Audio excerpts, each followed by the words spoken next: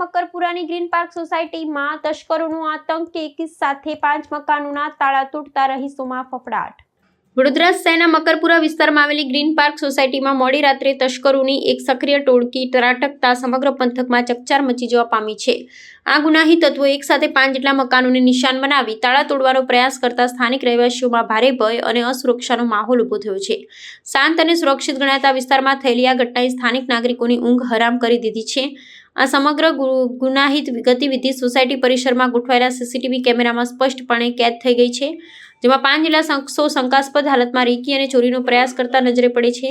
પ્રાથમિક તપાસ અને ફૂટેજના ઝીણવટભર્યા નિરીક્ષણ પરથી એ હકીકત સામે આવી છે કે આ તસ્કર ટોળકી નજીકમાં આવેલી એસઆરપી ગ્રુપ 9ની સુરક્ષિત મનાતી દિવાલ કૂદી સોસાયટીમાં પ્રવેશી હતી। સરકારી સુરક્ષા દળની હદમાંથી પસાર થઈ ગુનેગારોનું આવવું એ સુરક્ષા વ્યવસ્થા પર પણ ગંભીર સવાલો ઊભા કરે છે। ઘટનાની જાણ થતાં જ મકરપુરા પોલીસ મથકનો કાફલો તાત્કાલિક ઘટના સ્થળે દોડી ગયો હતો। પોલીસે સીસીટીવી ફૂટેજ કબજે કરી તેમજ અન્ય ટેકનિકલ પુરાવાઓ એકત્રિત કરી તસ્કરોનું પગેરું મેળવવાની દિશામાં તપાસનો ધમધમાટ શરૂ કર્યો છે।